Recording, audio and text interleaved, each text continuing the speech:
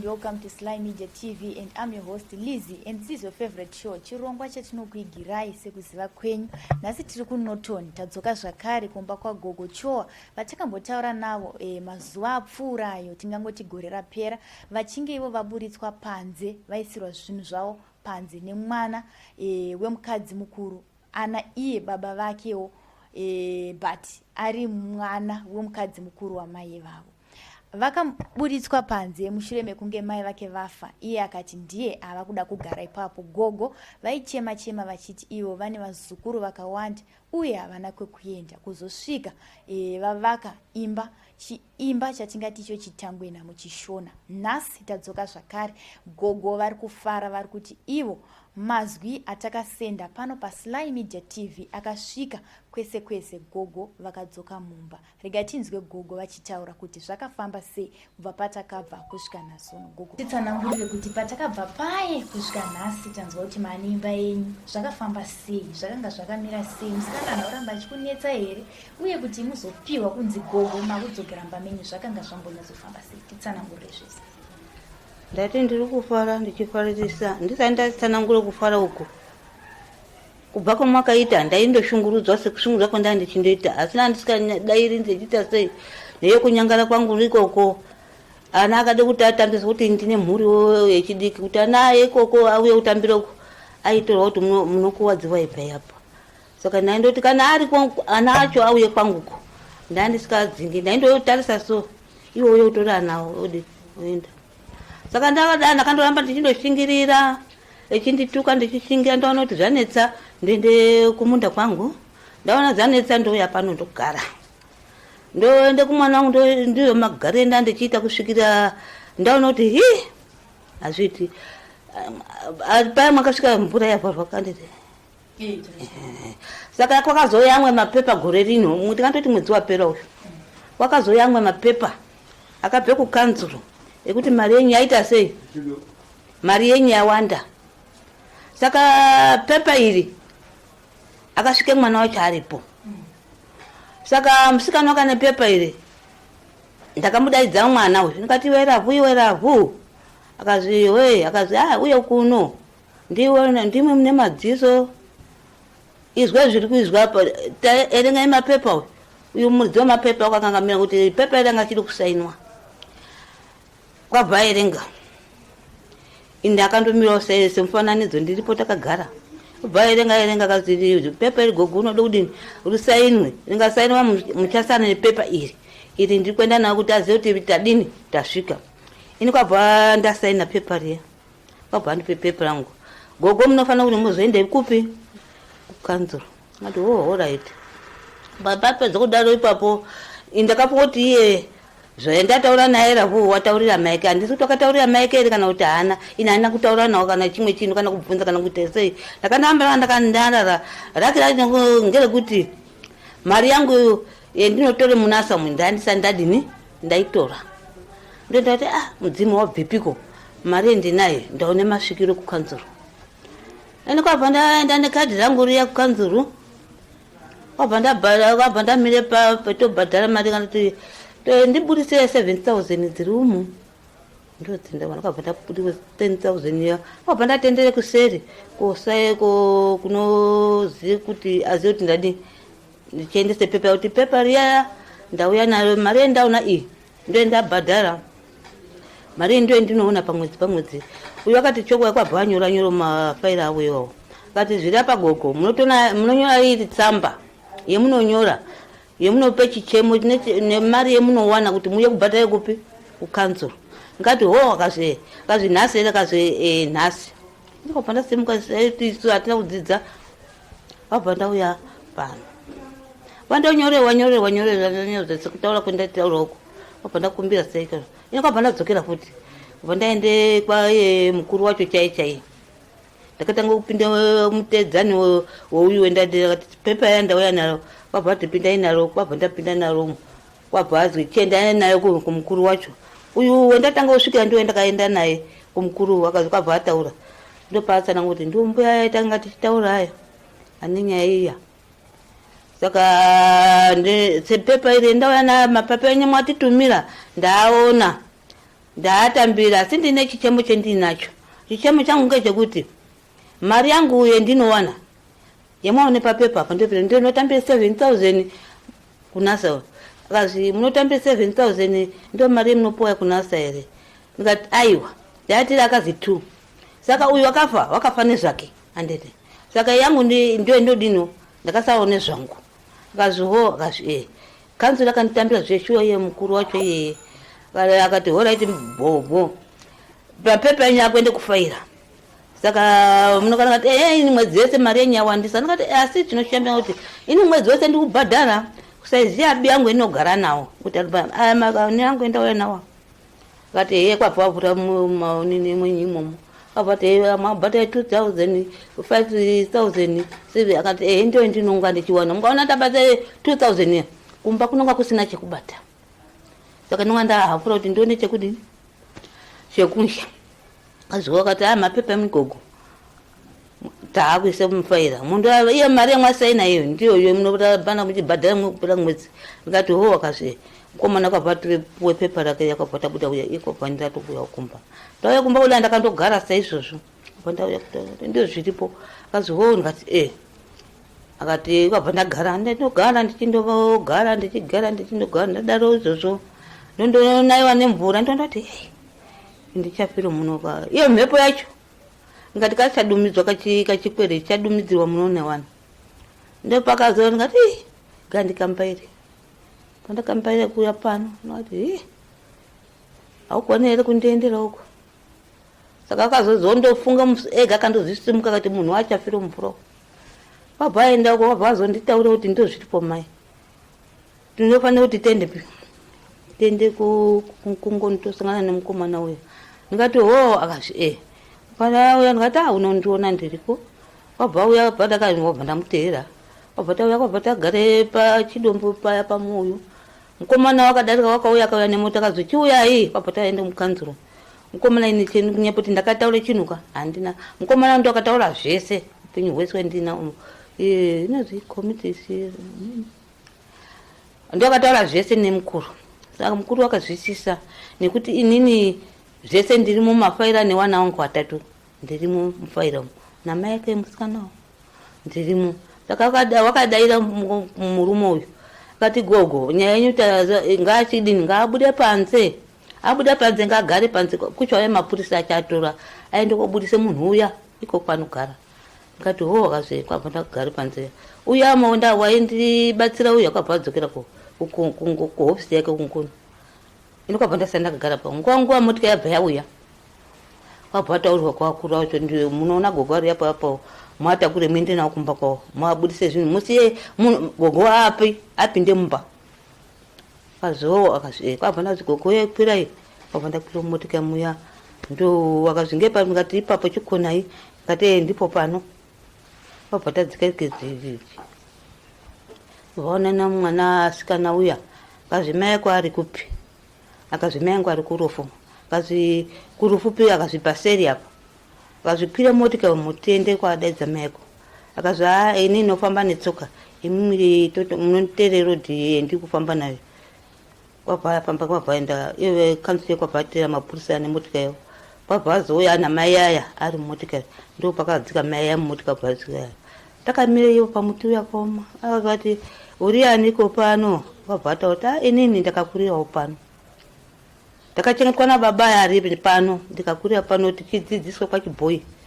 Saka akazwa una murume akati murume wangu wakafa. Asi kuja ndio pendakakurira ndo pendakachengetwa saka ndikugarawo pano. Kuti ndigare panapa ndakamirire nyaya yangu yekuti yekukoti kuti takaendesa kukoti akati mukaendesa nani kukoti ndiwo mai akandiendesa kukoti nenyaya yemba. Ndikati akazi uwe chionawa unoti ndiani. Akazi ndi mama.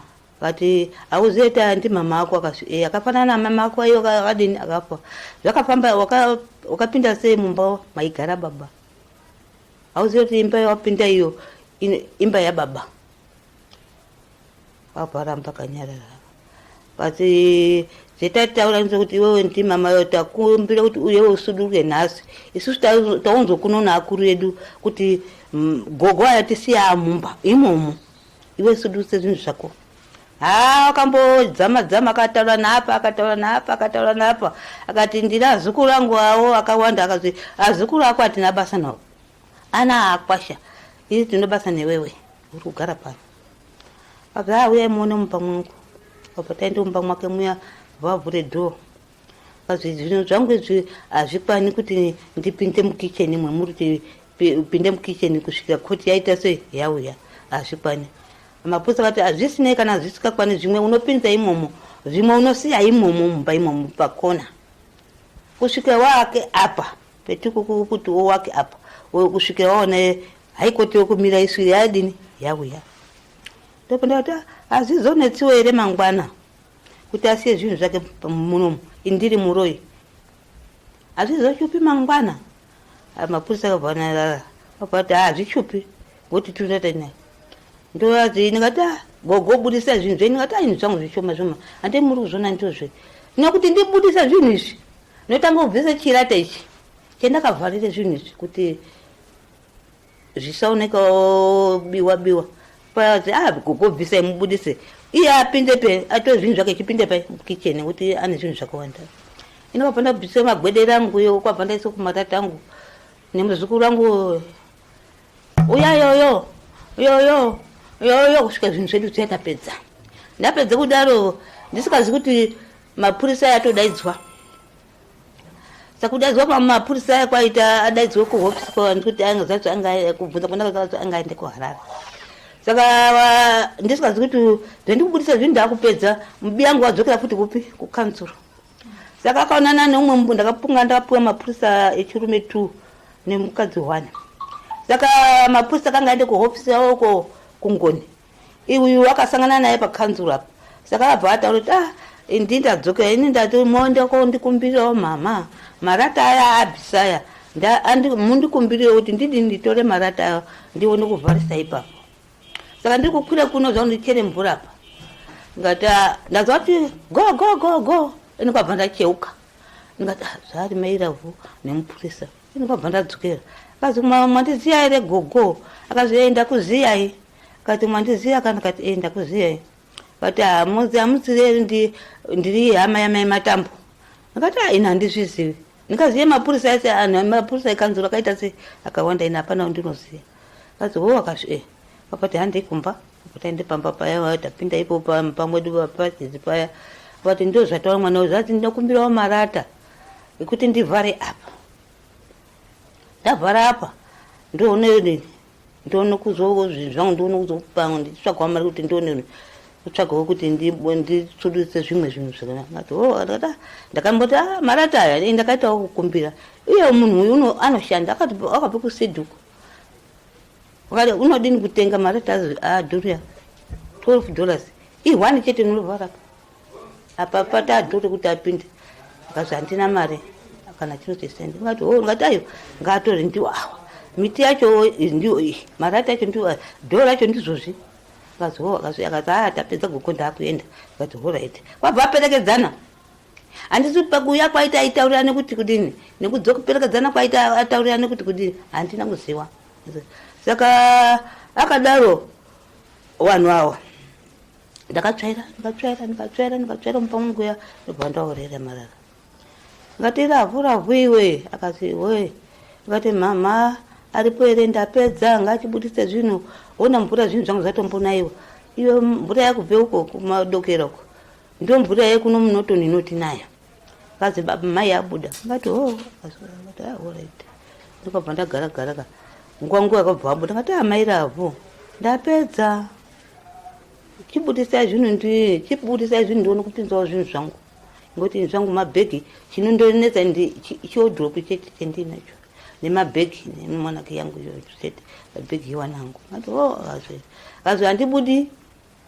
Ngoti ini pendinoonere mari ndopenobuda pa. Ngati watiko ati pendinoonere mari ndopenobuda pano. Ngati aiwa kuti usina mari indine $5 yangu ndinayo pano. Utachide kuakirwa naakomana.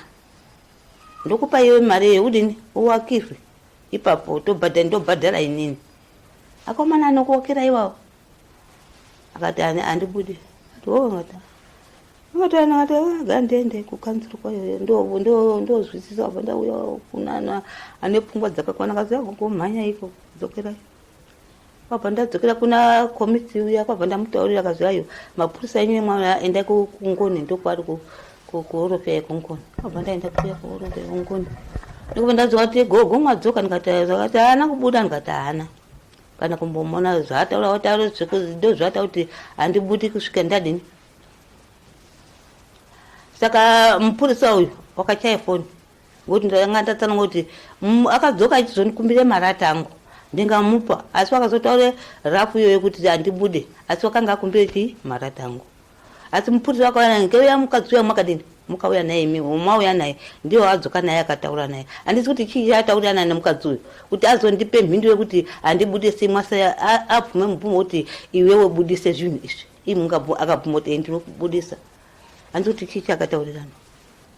Mupurisa akati akazve mupurisa akachaya foni kuna mubvana wangu abva achaya foni yakadarirwa nemwana mai nofoti akanga ande kurufu ikoko akazvi ndiri kutaura nani akazvi ndiri kutaura nitisu mapurisa ambobve aya zvafamba sei kuti musabudisa ungatati sala muchibuda ngwabvumbo tosachibudisa wani akati ingati akakakumbira yewani takumbira wani akazi makumbira ane akazi mukadzi wauye kuno mupurisa umwe mukadzi wauye kuno vazvo akazve ati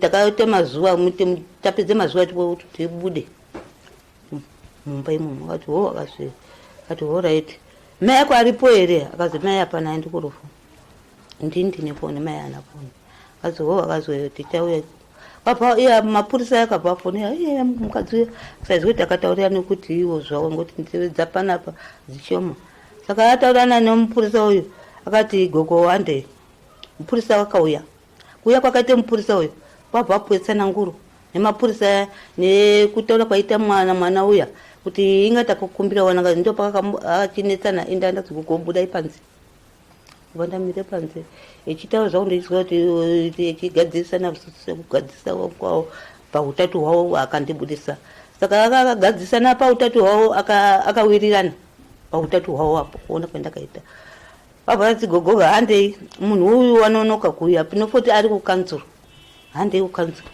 topita enda kukandura echindobhuya ndechindofamba sechembere mumasura iwo ari pamberi echitaurirana paati ndichindotarisa zvainga chitaurirana zvavo izvozvo tasvike papo pane odheserano pane rodhi yekuende kumafaramingo pane main rodhi yekuende kujembiru ndo pakamira pachibhorani pataurirana ipopo iye wakanga akuende kumba kwake akati mukadzi uyo wakanga echiti anga ataurire nyaya iyoyo kuti wakanga ari muofu musi wacho iwo musi wefriday akanga ari muofu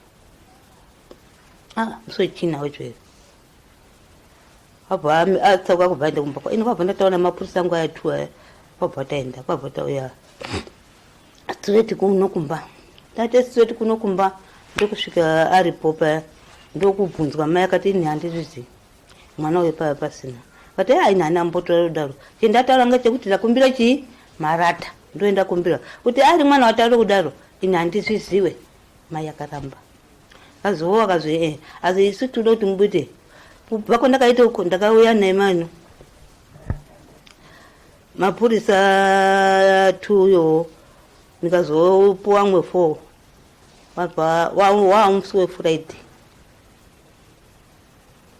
saka kwabva abudisa zvinhu zviya zvese mapurisa aya ari kubudisa echibudisa echiise mukicheni muya achibudisa echiise mukicheni echirongawo zvakanaka zvete tichibudirawo saka inini akasiyiwa nzvimbo yekuti ndipindewo mabhegi angu ndichipinda mumba saka adai mapurisa akanga aripo zvakanishamisa kuti mwari aoneke ndakaona ndi mwari kanzuri akandibatsira akuru acho iwo akuru ari kuchipamusoro iwo ndaiti akauya wose ari 4 akamira ipapo purase mapurisa awa pakazara pamba pangu nemapurisa ekanzuro ndinotenda handisi kuti ndatenda sei anhu ekanzuro akandimiririra anhu ekanzuro handisi kuti noita sei nawo haana chaakataura akandobudisa zvachose anhu ekanzuro aripo akabudisa kupedza kuti dhu.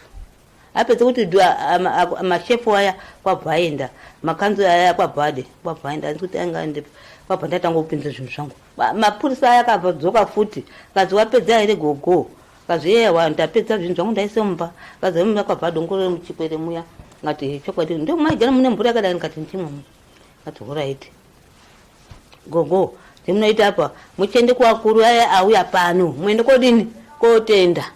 Ngati ahora dzomunyangu dzomwana nemotikari kudai, mwadi ndipindawo motikari mondisirawo pachibhorani, kwabva agogo pindai, ine kwabva ndapinda motika muya vandisira pachibhorani kuti kanzuri ine kwabva ndisira ipapo. Iwa inga chende kuhofisi ko ndakabva ndaenda, kwabva ndatanga kusvikira ndakasvikira unoziva wakambotitongera nyaya iyoyi, kuti ndio zvindaurira mwanangu. Ndakatanga kusvikira musikana ndauya ndakaemba ndingatamba imomo. Musikana wakanga arimo echifambawo nemapepa akatombondidaira nyaka ndurikaka. Ndingatenda ndingati mamazi baba shefu arimo eromo, kazi shefu abuda. Ngati abuda kazi ngati kandichiende kune umwe wacho wendinotanga kusvikira. Mabva ndaenda ikoko ndakasvika paine raini, ndakagara paraini ipopa yakusvika apedza nawo pakasvika umwe ndikati apindai ini handigari zvangu, pindai ndi mune mabasa enyu pane zvimwe manya, pindai murume kwabva agadzira mapepa kwabva buda, ini kwabva ndapinda imomo.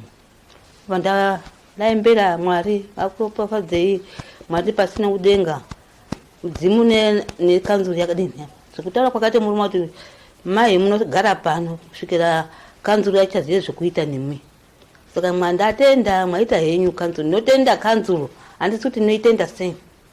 Saka ndakazoenda futi ndichitsvaga madzibaba shefu, ndozoti abuda ndo asi esawa ndakapera kutenda shefu ndo ndisandaona, asi ndakataura anhu esaka ndichiuya kuti nemiyo kuti zviri kubuda ndatenda, ndizoti ndinotenda sei kanzuru, ngokuti akandimiririra akandibatsira kuti ndakugara mumba. Ndandisikazi kuti hope dzomumba ndo zvezvinoita, ndakuziva kuti ndo zvezvinoita. Asi ndikudaro petaka uri musi wechina wacho iwo petaikakawana echitsvaka nini apa, ndakaunganirwa namwe akomana akadzi echindituka muchiita sei, achingati hazvina basa izvo, kazi muda kunetsa mika imba inotorwa nekanzuri, ndingapinda kuti ngaitorwe, ndinoita chete, ndinoita akanditsvauda akomana iwowo namanje paarea iyoyo, pamba pedu paarea iyoyo kunze kweimba mbiri ndiwe ndinotaura, ndio anotozwana naye ekugotsi kwangu kuyaku naiye uyu kwenikuya kunorarewana, ndio anhu inotaura nawo awesawa. Hadi kana kuti mbonona kuti apo ndiona ndakagara kudai, munozoti kana munhu akafa pana amwe aya anondoita ndambe kubata mako, ndapana kubata mako, anonga ari kubatwa mako kuti anase kunoti icho kwadere munhu akabudiswa ere, kana kuti chiko chirumboiti zvakaita mai akatangira papi, akazvione kupi zvese kuti budisa munhu.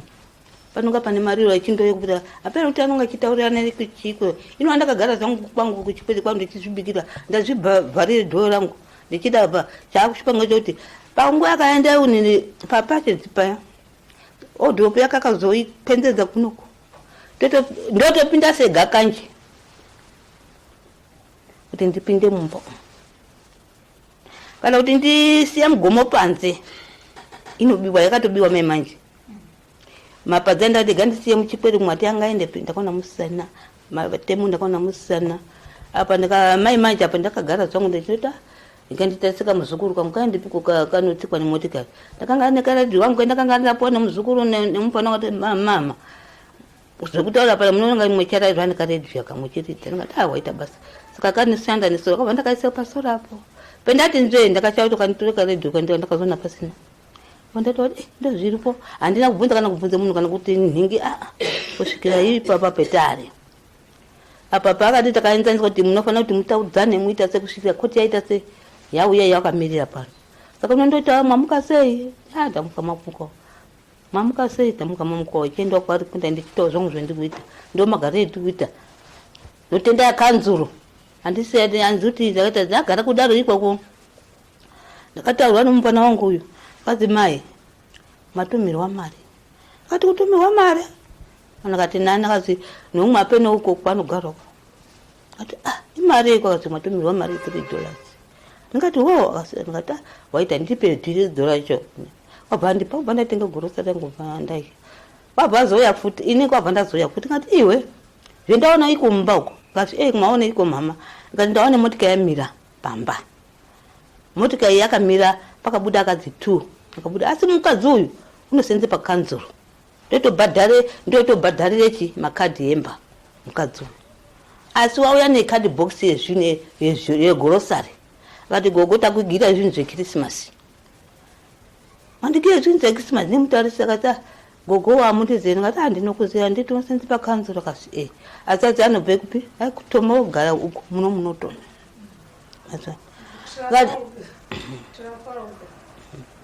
Kando kwaanobva gorosari yacho ndakaita zvishuwa ndakatopedzawo zvangu apa manje semunhu nemhuri dai ndindega ndichitona namanje ndinotenda ikoko ndowanhu akandibatsira neiwo pano naiwana charity kutaura iwo ipo pano pamba pechenondoda ndotoya ndandoshaya ndiri kuya pano ndashaya ndoende pacharity ndo urarama kwendikuita pano pamba noti Mwari handizi kuti kanzuro inoaita sei kanzuro akandibatsira dai ndakapira mumba kanzuro akandimirira akanditambire zvakanaka sekundipa kwaakaita mapepa ndozvakunditambira kwaakaita kanzuro mashefu kuya pamba pasina anhu akatoshamiswa nazvo kuzara so kuti ndakaenda asi kuti ndakachechoko ndakaona mashefu anga ari 4 aya angu aya ngari 3 indakatanga kuya anga ari 4 kuti indakatanga kuya nawo Mwari ndakamuona Mwari ndakamuona kuti ndio zvinotaurwa yakakuburitsa pa TV kuti shefu kuone pa TV wakakuona ndokakuona nekuda wo shefa ndokakuona pa TV akaona kana iye musikana wandi kutaura wewe kukanzwa nditi unoshanda ipo pakandotopatana makadhi wakationa ipo pa TV saka akaita mushanda anogara iko kutransfer kwakwa ikoko ajakauri ko uya akaita basa kuti Zimbabwe yese ikuone kuti muripo nepamwe veitumira mari Zimbabwe yese uya ndinde yakazviita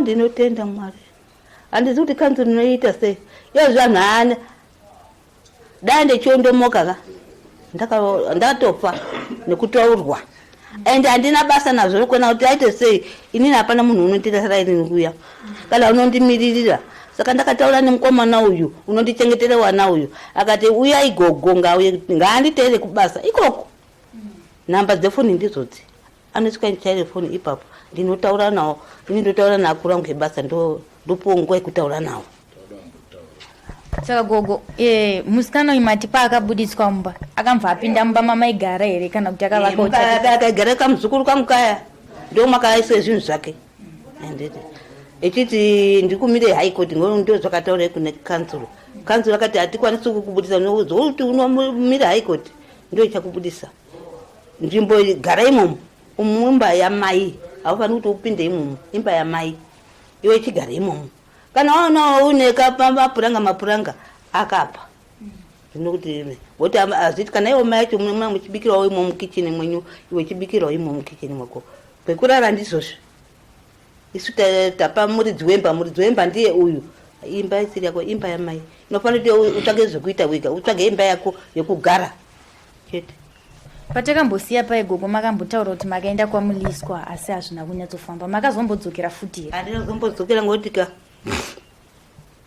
ndo kwakiwo nepindura yakandipindura musikana wako ndakanorota hapana chiripo kana kuti kwakanzira wacho handina kudzokera kana kutaura ndikataura zangu naye nezuro apo timasikira sei Gogo tasikana masikira iye chipire kuno ndizikumba kwangu chete handina kuzombokwanisa kuti ndidzokere ikoko nokuti ndatoropafadza naMwari ameno iwo asina kuropafadzwa naMwari kanzuro akandiropafadza saka Mwari auoni Mwari chaiye Mwari ndo ndakaona ikanzuro akandite ndo Mwari wangu ikanzuro ndakaona Mwari ikanzuro akandinda handizi kuti noaita sei iye mashefu iwawo kuya pamba pangu apa ichindiona muchikwere ari 4 plus mapurisa yanga ari 4 kuti anga 7 8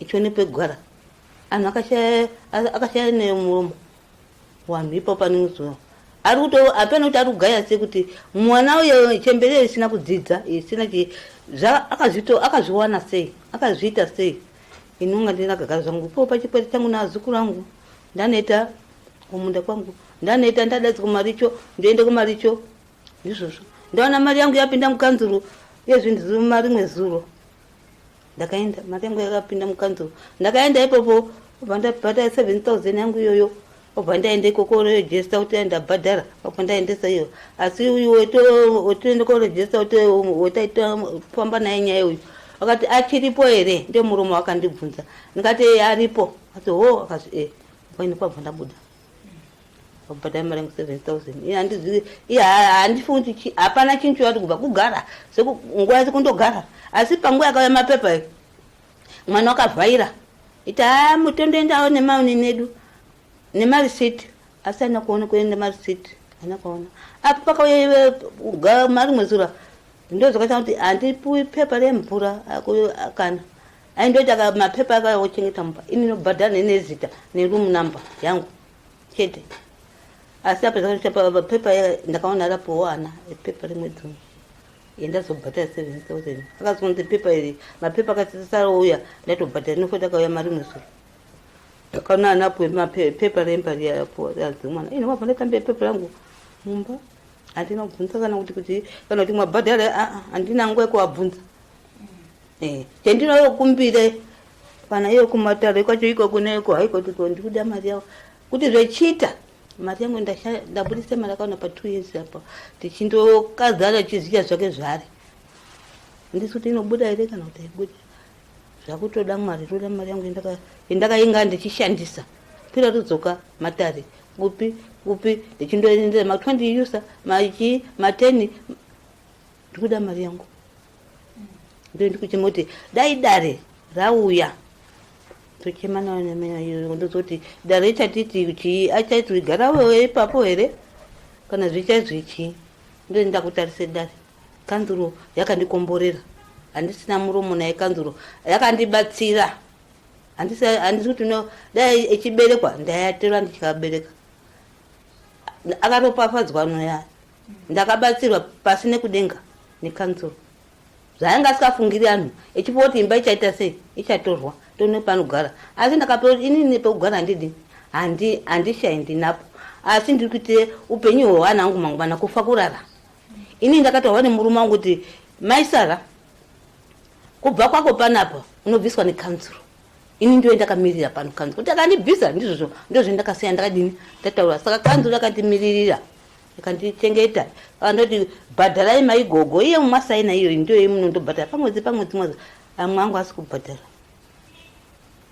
saka ndokuti akamire haikoti yake iyo kuti adini abudiswe vazukuru gogo pai patakasiya makamboti pane vari kuenda kuchikoro nevasiri kuenda iko zvino rubatsiro rwamakuda rwakamira sei nekuti takambotarisa paya maichema nenyaya yekuti muruda kudzokera mbamenyu ndo chachiri chishuwo chenyu chekutanga iko zvino mavamba menyu chii chamakuda kuti upenyu hwenyu urambe uchienderera mberi upenyu hwangu urambe kuenda mberi vana vangu azukuru vangu aende kuchikoro nekundibatsirawo zvangu zvekupfuka izvi asikana iwo ari mbasha dzewana iwo magumbezi ekupfuka ndinawo madhende kuti muchiende kumba muchaona arimo inopfukawo zvangu ndodzirwa kuti ndo zviripo ndo zvochada kukumbirawo kuabatsira anowana ndozvinochema nazvo ana chikoro ari kuenda zvavo kuchikoro haana mari iye ari mwana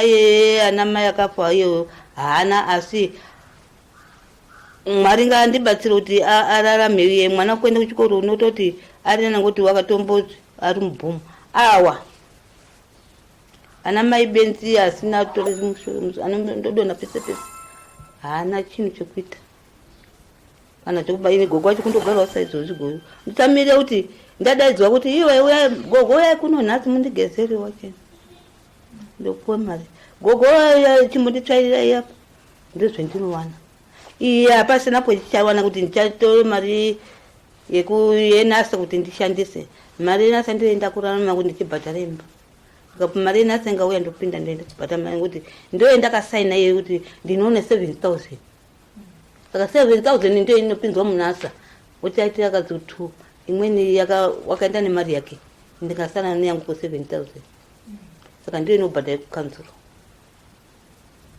Gogo mashoko enyu kupesera tanzwa muchinyanyo tenda kanzuro aiwa yakakubatsirai. Kune vamwe vanhu vakakubatsirai kuenda kukanzuro ikoko. Ndinokumbira kuti vanhu ivavo muvatende. Izvezvi vanogona kunge vasiri kuzvinzwa asi vachazoona zvakaitwa vanhu kukanzuro kuti vazosvika pakukubatsirai. Vatende vanhu ivavo gogo. Ndinotenda. Matendero acho handizi kuti iye uyu anozi maibhurisi iwawo.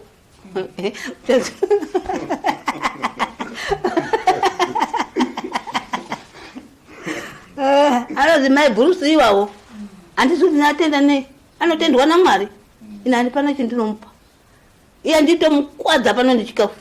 Ngava ndopuwe zvekudya pano tichienda. Ndanga ndakatodzigara ndode kucheka nebanga pano. Akandibikira ndikamwa.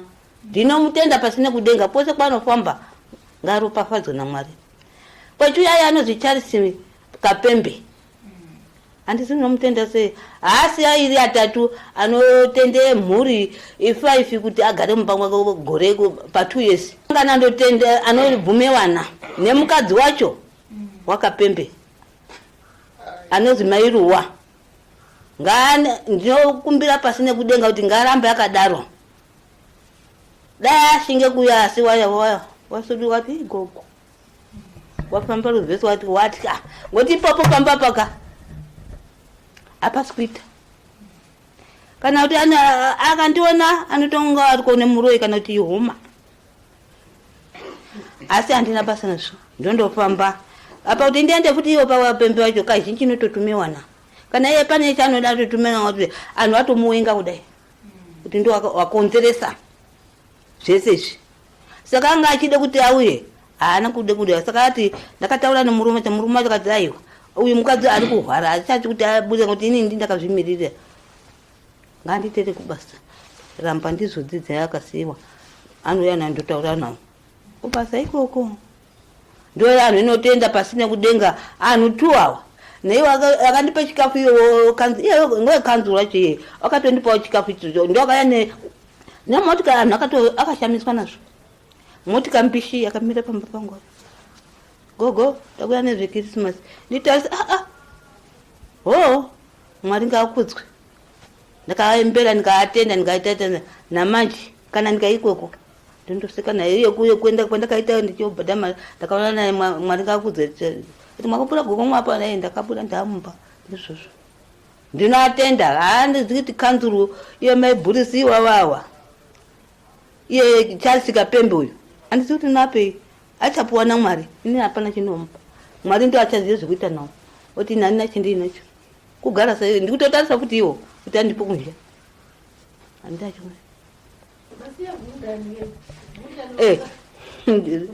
ndotenda yegundani anozi medical court yandiziwe ndo akatangire pasi na Charles iwe tichifamba tingafamba tingadhiniwa akatsaya kusvika asuduka akandisire pana mai yavo. Ndo mutenda gundani wakanditaura akati Gogo hapana chemunotaura Gogo gani nditaure. Saka ndinomutenda pasi nekudenga iye anozi gundani. Ngaro pafadzwe ndo akandimirira pakanzuru ndikapuwe imba yangu nikanzi ndikadzosera mumba ndagara na mai guru wangu ni mai guru wangu akafa. Munhu kasuduruke pamba pangu. Una baba yake huyu. Imba ya baba yake tiko ziya rasikwa. Ndio ana akuru pana baba. Aende kumba kwako una mai nina agari kumba kwako. Ndanita kushungurudzwa. Kwa wanangu atatua, kwa nikafa. Oshungurudza anangu kufa kurara ndikugadzirisa wanangu tuaone kugara. Anozikana nikanzuru wanangu. Ndio ndikugadzirisa imba. Nikufa kurara. Saka muri kwana ndikunga ndechindomira Mwari mudzime chifuridzira anhu angane ane zvinhu zvainazo. Ndichichema kuna Mwari kuti Mwari. Ko ningafa manzi. Ko wana watatua. Iwo ari mabhakure. Haana hama muno. Anotangira kupi. Kwa birikangu azhinji anozoti kwedu wakarora. Kashoma kuti aende kumbako. Kwedu tinobve kwa mutati pachiadzwa. Ashoma. Anotambira naye mukwacho kuti achingita naye mukwacho hakuna. Kwa wanangu antu naita sei.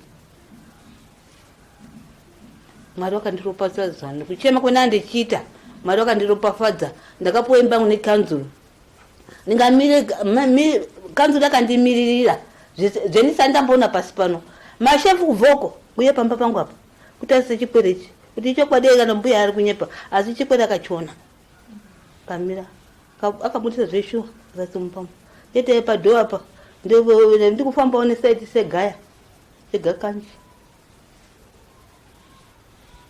ndokutenda kunoti handisi kuti vanhu vatatu ava handisi kuti kanzuru handisi kuti unoitenda sei nde iye mai anoziva maibhurusu acho iwawo handisi kuti unoapei naiye chariseka pembe handisi kuti unomupei naiye mukwadzi wacho anozi iye maichirowa handisi kuti unoapei achapuwa naMwari haikona imi ndinotende kanzuru zvisikaiti ende inofara kufarisisa kana anhu ataura zvavo izvo ini mumwoyo mangu nondoti zvaita zvangu zvaita handinaina kundinyomba kana kuti hapana munhu unode kushata ini ndakaberekwa ndakashata ichokwadi rudzi rwangu hauzi kuti baba angu akaita sei hazvinei hapana unochemera munhu kushata hapana asi handina basa nazvo iye wakanaka wakashaya sei imba yako indina imba yangu ka ndakaiwana nekushata kwangu ko iwe wakanaka wakaishaya sei ndombindo imwe ndinosombopindura ndakambopindura kada zvinei indiri pamba pangu ameno iwe usiri pamba indiri pamba pangu unocheme baba asiri yako munhu kasuduko nazvinzwirana Gogo hanzi ivo iwe wakanaka sauna imba ini nekushata ikoko ndakawana imba yangu vari kufara Gogo vatenda zvakare kanzuru vatenda vavakidzani vavo vavataura nemazita ndivo vega vavati ivo vanowirirana navo nzwanana navo ndivo vakabva navo pasi kusvika nhasi uno Gogo vava mumba asi vataura ivo vakati mumba ndavemo asi munoda chekudya munoda magumbezi vataura kuti zvakanaiwa zviri panze vachikakavadzana nekuda kweimba iyoyi nhamba dzatichaisa pasi apo tinokumbira mhuri yeZimbabwe muite zvakare ruoko semabatiro amakaita muchiedza kubatsira Gogo tichaisa nhamba idzodzo moisa mari vanokwanisa zvavanenge vakwanisa munofona panhamba idzodzo munokwanisa kutaura naGogo vachikutaurirai zvavanenge vachida kubatsirwa nazvo ndina mukoma vandinawo panapa vatiwo vada kutaura nhoroondo yaGogo mabatsiriro avakavaita kubva pavakaburitswa mumba kusvika nhasi uno vachiwana imba yavo saka regai tinzwe mukoma vachititaurira kubva pazita ravo kuti mukoma munoitwani uye makabatsira sei Gogo ndozi Manfred Chinaka Gogo tatori muprocess yekutoti tifambire nyaya dzavo nditi upenyu hwaGogo wangu wachirarama hausi upenyu hwainakidza pazvinhu zvese zvaitika kuna Gogo ndine munhu ari kufarisisa zvakapfuura Gogo nekuti nyaya yaGogo ndakainzwa vanga vachinzi mbuya Brooks ndo vagira vakanditora vakanditi handi unoona parugara Gogo wako ini ndototi ambuya ava ndinge chitoti ndimadhamu wangu ana maisa mukufara everyday tichionana anditi but handina kufara nelife yanga ichigara naGogo asi ndakasvika pamba paGogo ndati Gogo ndangouya kuti ndione kuti mugere sei vakandionesa kuti ndoma ndikugara but imba yangu iyi anditi it was not good handina kufara nazvo kutaura chokwadi sematsanangurira vaiita handidi kunyanya kutaura straight ndongoti ndo kanzuru first ndotendawo imwe social media ndotendawo Gogo mbuya Brooks avagera apa manzwa ndozotendawo vamwe vandisingaziya handiti but chokwadi chiripo ndechekuti isusu tese tatofree takutofarawo nazvo kuti Gogo agara mumba mangu chimwe chinhu chandoda kukurudzira hazviite kuti mbuya Brooks handitoswera ndisina kuvaona handiti kana ivava manzwa machembere edu tinoremekedza kuzvarwa kwatakaitwa isu ana mai edu vamwe vakafa handiti but kungozvarwa the thing chekungoti kuzvarwa wakazvarwa munhu akatakura 9 months umwe munhu otanga kutoita rafu pane umwe munhu pane machembere akadai so ini ndoti no tozoti todzoka futi iko kuya patambotaura Gogo achitaura kushaya edu hatisi kuwana vanhu handiti isu ndisi titi padhuze tirikwanisa kungofamba apo tonovaona pamwe pacho tinenge sina mari kana kuti chichi ndakurudzira hangu zvamatotaura mukati mafoni namba chichichichi tobatsirana amachembere ndeedu maiziva ndo zviripo isu tikangowana machembere ndeedu ndo zviripo saka handisoda kutaura zvakawanda nongotiwo Mwari ngaachengete machembere edu kuti tungamiro ndochitenda kunyanya stereki neeffort yamaita kuti munge muchisvika kana muchinge muchifambira muchembere wangu ndatenda zvona. Gogo ndinovaziva kubva murume wavo vachiri mupenyu, vaigara vari madzimai maviri, ivo vanga vari mudzimai mudiki, saka vaishare same bedroom, mai guru namai nini. Mudhara ndiye aigara mukitchen. Saka mudhara paakazoshaya machembere akangoramba ari maviri vachingogarawo semagariro avaingoita. Saka pakazoshaya mai guru nekuda kuti vaida kucreate space yekuti funeral iite itwe zvakasununguka, zvinhu zvagogo zvinhu zvakazomboburiswa panze. Saka zvaburiswa panze kudaro during the funeral hama dzemufi dzakazodecide kuti like atendese mai guru vagogo vaya kumusha kwavo kumasvingo. Saka pavakaenda vakasiya valuka dhoo manje zvinhu zvagogo zviri panze. Saka ava pavakaenda kunoviga hama yavo, pavakazodzoka kwakazouya mwana wacho musikana anova mwana wavakauya vakabereka kumusana pavakaroorwa nasekuru ava murume wagogo. Ndiye akabva angotanga kugara mumba. Gogo kuti vachiisa zvinhu mumba zvanzai ine imba yanga iri amai vangu. Saka gogo vakabva vangotanga kugara panze, ndofunga makapaona panze pacho. Saka ndaigara chinguvabvunza kuti gogo chizwa nzi no pari kunetsa poziya kuti yanga iri imba yamai vangu, but isi taigara tiri mai guru namai nini same bedroom. Ndikati gogo munokwanisa kudai kufambisa since ndine ka background okay, then I was in the security services of the country. Saka ndatanga kuvabatsirawo kuti uchifambisa mapepa makadai chivapawo chikafu. Hama dzavo dzikauya dzaitorara kumba kwangu, kana vana vazukuru vavo vanogara navo vanotorarawo kumba kwangu.